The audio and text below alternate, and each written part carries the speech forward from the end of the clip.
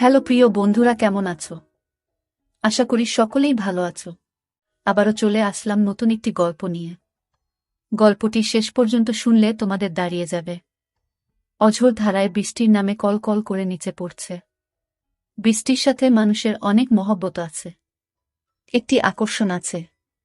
গম্ভীর হয়ে যায় মন, প্রেমিক প্রেমিকার মন চুয়ে যায় অজানা এক আকর্ষণীয় লোভাতুর চাওয়ায়। আমি 23 বছর বয়সের যুবক। আমার আজ মনটা কেমন করছে। বারান্দায় বসে বসে নিতর দেহে বৃষ্টির খেলা দেখছি। মন জুড়ে চিনচিন করছে। বড়ই একা লাগছে। কিছু একটা আমার নেই। আমার কিছু একটা চাই। ভাইয়া, কি করছিস? আমি হম্বিতম্বি করে চেয়ে দেখি আকাশি নীল টি শার্ট পরে আমার গা ঘেঁষে দাঁড়িয়ে আছে আমার ছোট বোন কান্তা। আমি মুখ তুলে বলে বসে আছি। বৃষ্টি দেখছি। তা আমি দেখছি ভাইয়া, কিন্তু তোমাকে খুব বিষণ্ণতা, একাকিত্বের ভেতর ডুবে থাকা মনে হচ্ছে। তোমাকে আমি অনেকবার বলেছি, জলি আপার আহ্বানে সাড়া দাও। জলি আপা তোমার জন্য পাগল। দুইজনে বসে বৃষ্টির খেলা দেখতে খুব মজা পাবে। কান্তা আমার 2 বছরের ছোট, ভীষণ চটপটে হাসিখুশি মেয়ে। পাতলা গড়নের লিকলিকে শরীর। যেমন সুন্দরী তেমন লেখাপড়াতেও খুব ভালো। আমি জীবনেও কান্তার সাথে কথায় জয়ী হতে পারি না। কান্তা কথার সাথে কথা মিলিয়ে খুব সাবলীলভাবে কাবু করে দেয়। আমাদের মাঝে খুব মিল। ভাই বোনের সম্পর্ক হলেও তুই তুকারি সম্পর্ক। বাহিরে গেলে কেউ বুঝতেই পারে না যে আমরা ভাই বোন। সবাই মনে করে বন্ধু। কান্তা জলিকে খুব ভালোবাসে, তাই কান্তার আশা আমি জলির সাথে প্রেম করি। জলিও অনেকদিন যাবৎ আমার সাথে সম্পর্ক করতে চেষ্টা করে যাচ্ছে। আমি প্রায় 1 বছর নেশায় আসক্ত ছিলাম। কান্তার কারণেই আমি সেখান থেকে ফেরত এসেছি। কান্তা আমাকে খুব ভালোবাসে। মা আমার নারী আন্দোলন করে, যা আমার পছন্দ নয়। নিজেকে প্রচার আর প্রসার করায় আম্মা খুব ভালোবাসে, তাই নিজের টাকা খরচ করে আন্দোলন করে, কিন্তু নিজের অনেক ভুল নিজেই দেখে না। সন্তানের উপর অধিকার আছে, তবে তাদের দেখার সময় উনার নাই। আমরা ভাই বোন ছোট থেকেই কেয়ার করি না আম্মাকে। আব্বা খুব ব্যস্ত ব্যবসায়ী মানুষ। তিনি আমাদেরকে টাকা দিলেই সব দায়িত্ব শেষ, এমন ধারণা পোষণ করেন। দেশ বিদেশ ঘুরে বেড়ায়। মা বাবার মধ্যে তেমন কেমিস্ট্রি আছে বলেও মনে হয় না। আমরা দুইজন নিজেদের ভুবন সাজিয়ে রেখেছি। আড্ডা মারা, বাহিরে যাওয়া, ঘুরে বেড়ানো সব আমরা একসাথেই করি। কান্তা আমার ঘাড়ে হাত রেখে বলে, ভাইয়া, জলি আপা খুব ভালো মেয়ে। তোমাকে সুখী রাখবে। হ্যাঁ বলে দাও। আমি ফোন করে দেই, দেখবে এই বজ্রপাতে কাক ভেজা শরীর নিয়ে তোমার কাছে হাজির হয়ে যাবে। কাকা ভেজা শরীর দিয়ে আমি কি করব? কি বলো ভাইয়া, মোস্ট রোমান্টিক দৃশ্য হল মেয়েদের ভেজা শরীর। তুই এত কিছু জানিস কি করে? কেন ভাইয়া, আমি কি ফিডার খাই? আমি এখনো বাচ্চা নাকি? তুই কি কারোর জন্য ভিজিস নাকি? ভাইয়া, সিরিয়াল আছে না? তুমি শুরু করলে আমি চেষ্টা করতাম। তোমার জন্যই আমি কিছু করতে পারছি না। তোরে কে বাধা দিচ্ছে? যা খুশি করো। কি বলো? বিয়াদবি হয় না। দুনিয়াতে তুমি আগে আসছো, তাই তোমার আগে কিছু করতে হবে। না রে, আমার এই কমিটমেন্ট খেলা ভালো লাগে না। মা বাবার আচরণ দেখে এই খেলার প্রতি মন নেই। ভাইয়া, সেটা তাদের ব্যাপার। তাই বলে কি আমরা সেটা দেখে এখন নিজেদের কষ্ট দেব? ওদের মাঝে ভালোবাসা ছিল, আর সেটার প্রমাণ তুমি আর আমি। বাবা গরিব ছিল, তাই টাকার অভাব দূর করতেই টাকার প্রতি আগ্রহ বেশি। আম্মা আব্বার জন্য ঠিক নয়। তাই বলে কি আমরা ভুল করব? এত কিছু ভাবিস কি করে? তোর কেউ থাকলে বলো, বিয়ে দিয়ে দেই। ভাইয়া, আমি তোমার চিন্তা করি। তুমি এত হ্যান্ডসাম একজন মানুষ, আর তোমার গার্লফ্রেন্ড নাই। কি করে হয়? তোমার দিকে সব মেয়ে চেয়ে থাকে হা করে, তুমি কি জান? তাই তুই কি এই সব দেখে বেড়াস নাকি? আমি হয়তোবা দেখতে ফানি কার্টুন, তাই সবাই দেখে। না ভাইয়া, তুমি ফানি না, তুমি তাদের কাছে হানি।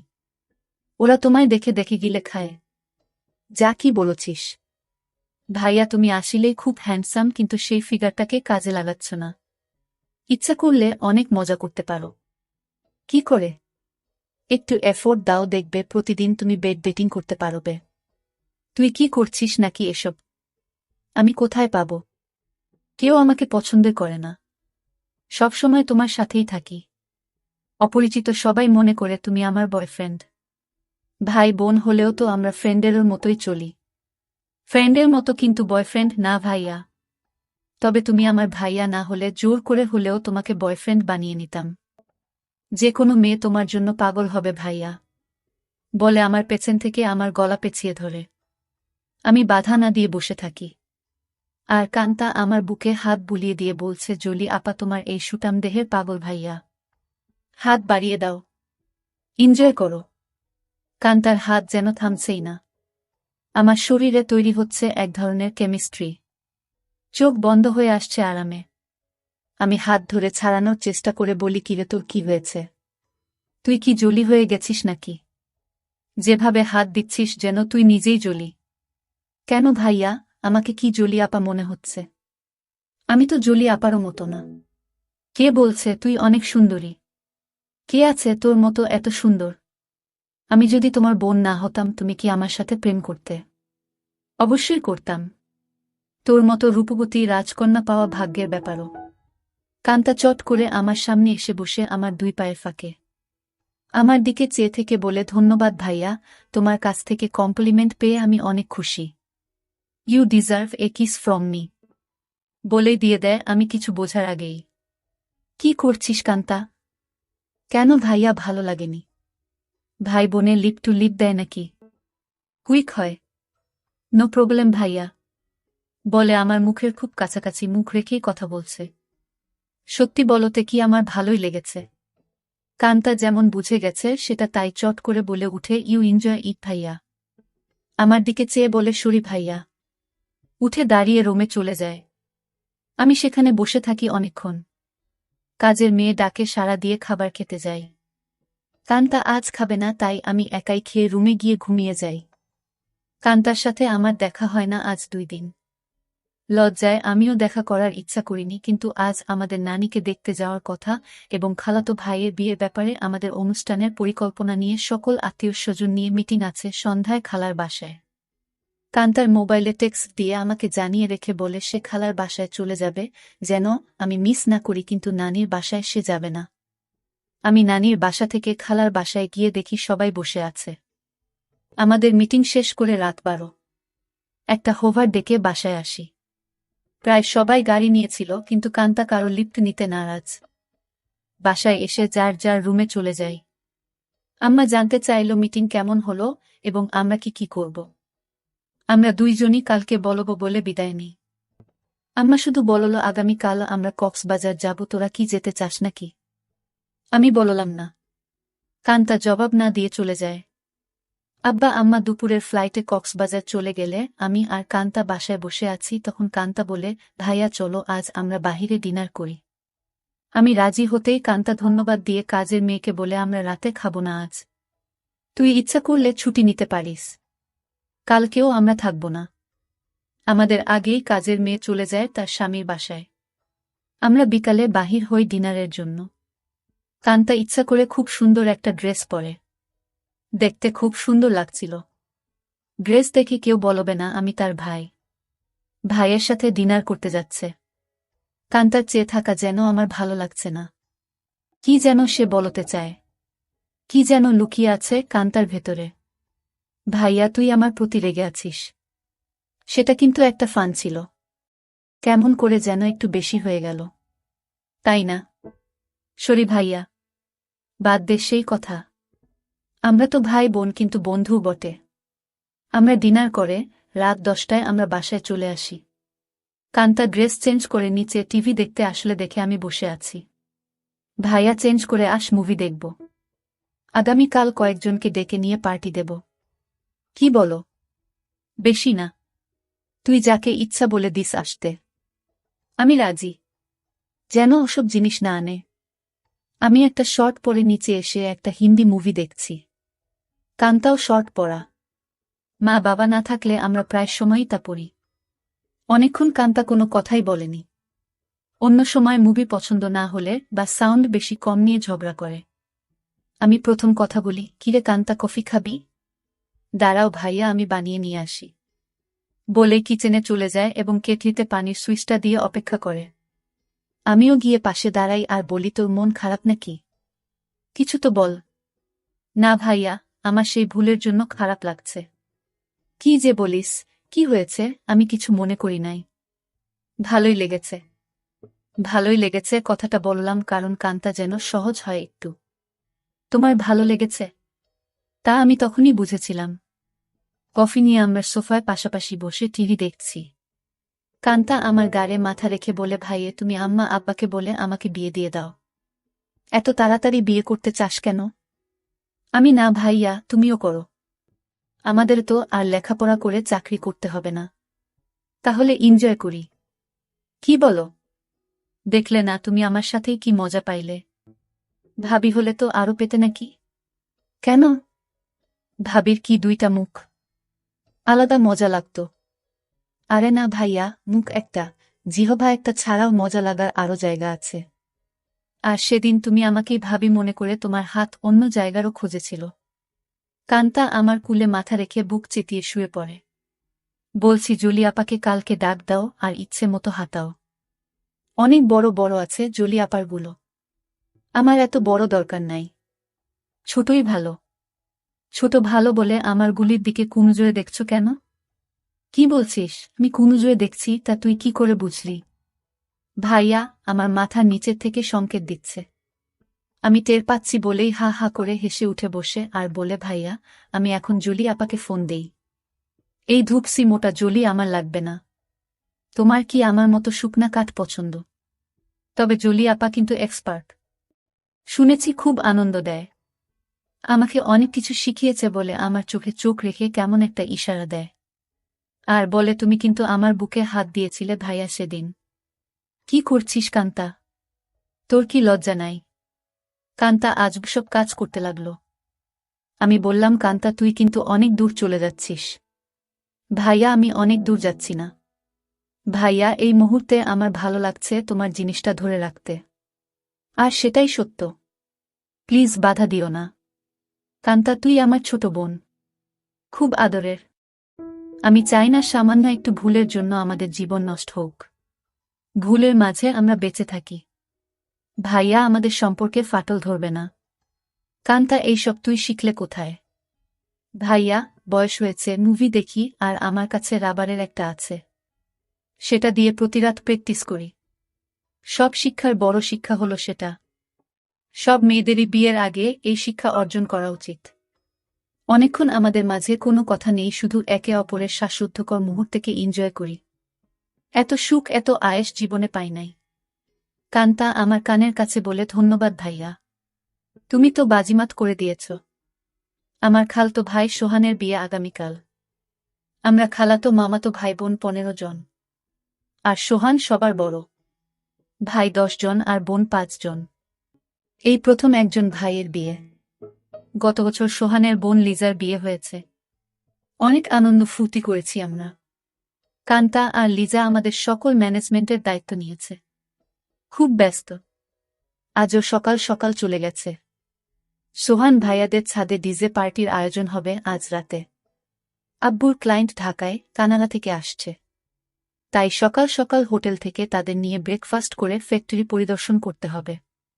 আম্মু অনেক রাগ করেছে কারণ আম্মু চায় বিয়ের বাড়িতে যেন থাকে। বিয়ের দিন সারাদিন ছুটি আছে বলে আব্বু চলে যায়। আমি 11টায় ঘুম থেকে উঠে দেখি সেজেগুজে বসে আছে, খালার বাসায় যাবে এবং সেখান থেকে মেয়ের বাড়িতে কিছু জিনিস নিয়ে যেতে হবে।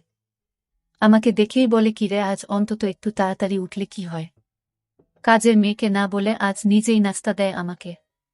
আর ফোনে বড় খালার সাথে স্পিকারে দিয়ে কথা বলছে। ড্রাইভার আমাদের বাসার সামনে বসে আছে যেন তাড়াতাড়ি যায়। কি ব্যাপার আম্মু, আজ নিজে এত আদর করে নাস্তা দিচ্ছ ব্যস্ততার মাঝেও? ফোনে থেকেই আম্মু বলে, তুইও তো আম্মুকে আদর করে অনেক কিছু খাইছিস তাই একটু চামচামি করছি যেন আসল জিনিসটা পাই। বড় খালা বলে, কার সাথে কথা বলছিস ছাবিনা? ছাবিনা আমার মায়ের নাম। আপি অঙ্কিত। এখন ঘুম ভাঙল। সবাই ভাবছে অঙ্কিত রাগ করেছে। ওকে সাথে করে নিয়ে আয়। ফোনটা অঙ্কিতকে দে। আপি শুনছে, কথা বলো। এই অঙ্কিত, গতকাল আসলি না কেন? সবাই ভাবছে তুই রাগ করেছিস। কারো ফোন ধরিস নাই কাল বিকালে। রাগ করিব কেন? গতকাল আম্মুর একটা বিশেষ অ্যাসাইনমেন্ট নিয়ে ব্যস্ত ছিলাম, সেটা করে দিয়েছি। তাই আম্মু আজ খুব খুশি। 2টার আগেই চলে যাব খালা।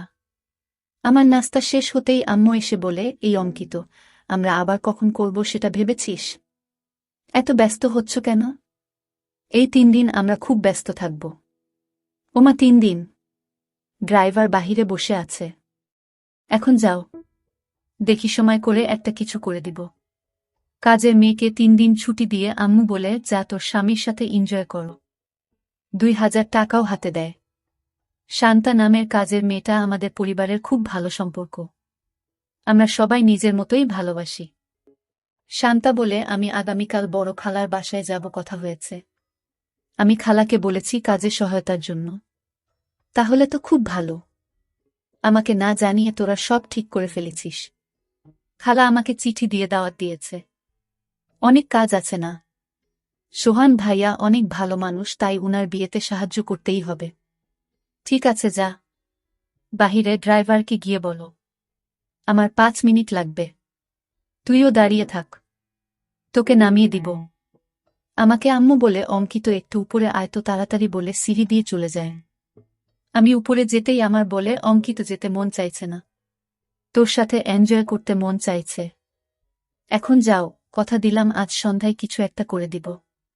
সত্যি দিবে তো, নাকি জোয়ান মাইয়াদের পেয়ে আমাকে ভুলে যাবি? আমার শিরায় শিরায় আগুন জ্বলছে। কথা দিলাম ডার্লিং। আজ অনেক দিন পর আমার শখের বাইকটা বাহির করে ঠিক সময় খালার বাসায় পৌঁছে যাই। বাড়িটা খুব সুন্দর করে সাজিয়েছে।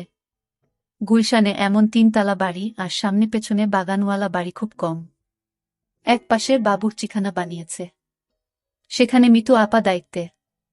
যার যা দরকার মিতু আপা অর্ডার করে। আমাকে দেখেই বলে, এনিথিং স্পেশাল লাগবে? না আপু, সবার স্পেশাল থেকে একটু একটু করে চেকে নিলেই আমার হবে। ভেতরে ঢুকেই কান্তার সাথে দেখা। ভাইয়া এসেছিস? চল উপরে যাবি, ছাদে আয়োজন কেমন হয়েছে দেখবি, বলে টেনে উপরে নিয়ে যায়। সাথে সাথে অনেকেই যায়। খুব সুন্দর হয়েছে। পার্টি কখন শুরু হবে? 6টার সময়, 12টায় শেষ। কান্তা সবাইকে বলে, এই তোরা সবাই নিচে যা, খাবারের কি খবর দেখো। আমি ভাইয়ার সাথে একটা সিক্রেট কথা বলে আসছি। নিশা রাগ করে বলে, এক বাসায় থাকো, সিক্রেট কথা বাসায় বলে আসতে পারো না? যা পাকনামি করবি না। যখন আসছি ভাইয়া ঘুমাচ্ছিল। এই সিক্রেট কথাটা না বললে কাজে মন দিতে পারছি না। কান্তা আমাকে এক কোনায় নিয়ে বলে, কি খবর মাই হিরু? রাতে টায়ার্ড ছিলে তাই বলে কি দরজা বন্ধ করে ঘুমিয়েছিলে? সকাল থেকে ছটপট করেছি, জানি তুই ডিস্টার্ব করবি তাই বন্ধ করে দিয়েছিলাম ভালো ঘুমের জন্য। ভাইয়া, আমরা 1 বোতল শরাব নিয়ে আসছি, রাতে খাবো। খাবি নাকি? দেখা যাক। কান্তা মুচকি হাসি দিয়ে চলে যায়। জমে উঠেছে আমাদের ডিজে পার্টি। সোহানের চোখে মুখে আনন্দ। 3 বছরের প্রেমিকা তিন্নি বউ হয়ে ঘরে আসছে। মা বাবা ভাই বোন বন্ধুবান্ধব মিলিয়ে প্রায় 15 জন মানুষ ছাদে খাচ্ছে, গল্প করছে, মিউজিক শুনছে, ড্যান্স করছে। আমার কাছে এই সব আনন্দ খুব বাড়াবাড়ি মনে হচ্ছে। অযথা টাকা পয়সা নষ্ট। দেশে অনেক গরিব আছে, সেই দিকে খেয়াল রাখা উচিত আমাদের। আমি কথা প্রসঙ্গে সোহান ভাইয়ার সাথে শেয়ার করি। সোহান ভাইয়া উঠে দাঁড়িয়ে মাইকের কাছে চলে যায় এবং মাইক হাতে নিয়ে বলে, লেডিস অ্যান্ড জেন্টস, আমার ছোট ভাই অঙ্কিত এইমাত্র আমাকে বলল ওর কাছে এই পার্টি খুব বাড়াবাড়ি মনে হচ্ছে। অযথা আমরা টাকা পয়সা খরচ করছি। অঙ্কিতের কথাটা আমার ভালো লেগেছে। আমি আমার ব্যক্তিগত ফান্ড থেকে 5 লক্ষ টাকা আমার খালা ছাবিনার মাধ্যমে গরিব অসহায় মহিলাদের সাহায্য করব। সবাই হাত তালি দিয়ে সোহান ভাইয়ার চেয়ে আমাকেই বেশি ধন্যবাদ জানায়। আম্মু আমার কাছে এসে বলে, অনেক খুশি হয়েছি। আরও বেশ কয়েকজন এই ফান্ডে দান করেন। প্রায় 30 লক্ষ টাকার প্রমিস হয়। আম্মু মাইকে গিয়ে সবাইকে ধন্যবাদ জানিয়ে বলে, কি করে সঠিকভাবে এই ফান্ড ভালো কাজে ব্যবহার হয় সেই জন্য অঙ্কিত সোহান আমার সাথে কাজ করবে। সোহান ভাইয়া আমাকেই দায়িত্ব দিয়ে দেয় যেন আম্মুর সাথে কাজটা সঠিকভাবে করি। আম্মু আবার আমার কাছে এসে বলে, আর দেরি সহ্য হচ্ছে না। আম্মু পাগল নাকি তুমি? কান্তা আমাদের পাশে এসেই বলে, কি খবর ভাইয়া? আম্মুর নতুন পার্টনার হয়ে গেলে। আমি কান্তাকে বলি, তুই ইচ্ছা করলে আমাদের পার্টনার হতে পারিস। বিনিময়ে কিছু দিতে হবে নাকি? আমাকে কিছু দিয়ে দিস হয়ে যাবে। এই কথাই তো আম্মু বলছিল, আর তুই চলে আসলি। দিয়ে দিব, নিয়ে যেও, পার্টনার হতে চাই বলে চলে গেল। আম্মু আবার বলে, এই অঙ্কিত কিছু বলো না। আমার এখন চাই। এখন কোথায় কি করে হবে? শত শত মানুষ। আমি জানি না, তুই একটা কিছু করো, নয়তো সবার সামনে খুলে ধরব কিন্তু। আম্মু কথা শেষ করতে না করতেই ফোন বেজে ওঠে। আম্মুর খুব ঘনিষ্ঠ বান্ধবীর স্বামী কার অ্যাক্সিডেন্ট করেছে। আম্মুর সাহায্য চায়। আম্মুর পরিচিত হাসপাতালে আছে। ওদের অবস্থা তেমন ভালো না। আম্মু সবার কাছে বলে কিছুক্ষণের জন্য যেতে চায়। সাথে আমাকেও নিয়ে যেতে চায়। সবাই তাড়াতাড়ি চলে আসার কথা বলে দেয়। কান্তা আমার পাশে এসে বলে, ভাইয়া কি খবর? আম্মু, দেখি তোমাকে ছাড়া এখন চোখে পথ দেখে না। কি ব্যাপার? আম্মু কান্তাকে বলে, তুই যদি যেতে চাস চল আমাদের সাথে। না আম্মু, তোমাদের ডিস্টার্ব হবে আমি গেলে। আমি এখানেই আছি। সোহান ভাইয়া ড্রাইভার আমাদের নামিয়ে দেয় হাসপাতালে। আম্মু ডাক্তারের সাথে দেখা করে বলে, উনি আমার রোগী, আপনারা চিকিৎসা করুন, টাকা পয়সা আমি দেখব। আম্মুর বান্ধবী শিলাকে সান্ত্বনা দিয়ে বলে, চিন্তা করিস না, ঠিক হয়ে যাবে। তোরা কোনো টাকা দিস না, আমি পরে এসে সব ঠিক করব। তোর কাছে টাকা না থাকলে বলিস। সোহানের বিয়ে বাসায় বহু মেহমান আমার জন্য অপেক্ষা করছে। আমি এখন যাই।